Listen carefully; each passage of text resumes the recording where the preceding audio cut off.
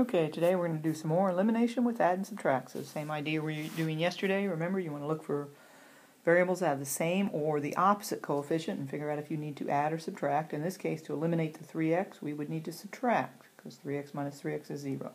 4y minus 6y would be negative 2y. And then 19 minus 33, and again, make sure you keep track of it on that side, would be negative 14. So when we divide by negative 2, we're going to get y equals 7. Again, you can put it back either equation. I'll just put it back in the first one. So it's going to say 3x plus 4 times 7 equal 19. So this is 28. So I would need to subtract 28 from each side. Oops. Just going to fix that there. If I do that, I'm left with 3x equal negative 9. So divide by 3, get x equals negative 3. Writing that as an ordered pair would be the ordered pair negative 3, 7 would be the solution. So that's the only ordered pair that these two lines would have in common. Remember, these equations represent lines still, like when we were graphing. Okay, so in this one, what operation would we need to use here? Well, to get rid of a negative and a negative, we would need to subtract. So 6x minus 4x is 2x.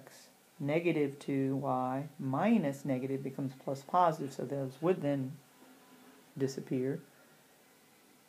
And over here, when we subtract, we're going to get 14.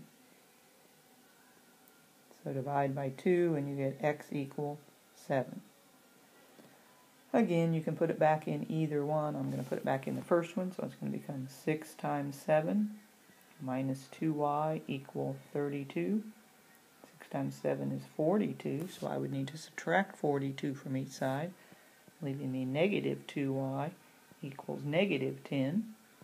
So divide by negative 2, and I get y equals 5.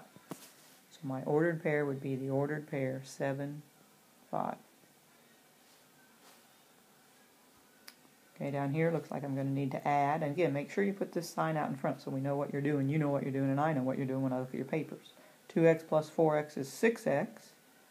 Over here, when we add, we're going to get negative 24. So we would then need to divide each side by 6 and get that x equals negative 4. Again, you can put it in either one. Let's just say we put it in the first one, so it's going to become 2 times negative 4 minus 5y equal negative 28. Might have been better to put it in the other one. We get negative 8 here, so we are going to add 8 to each side, leaving you negative 5y equals negative 20. Divide by negative 5, and we get y equals positive 4. So our solution would be the ordered pair negative 4, 4. Again, always make sure you write your solution as an ordered pair, unless it's a word problem, which then you don't necessarily have to. Which brings us to our word problem. 4 times one number minus 3 times another number is 12, and also 2 times the first number added to 3 times the second number is 6. Find the numbers. First thing we should do, define our variable. X is going to stand for, in this case, my first number.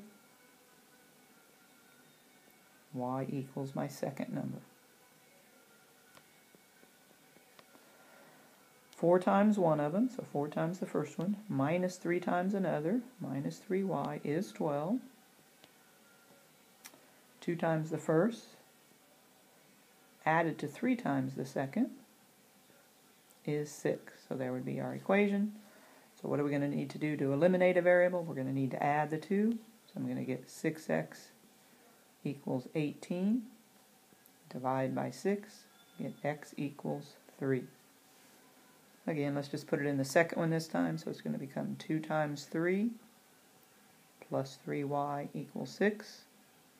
This is 6, so if I subtract 6 from each side, I'm going to get 3y equals 0.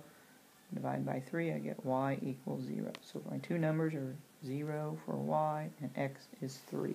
And again, these you do not have to write as an ordered pair.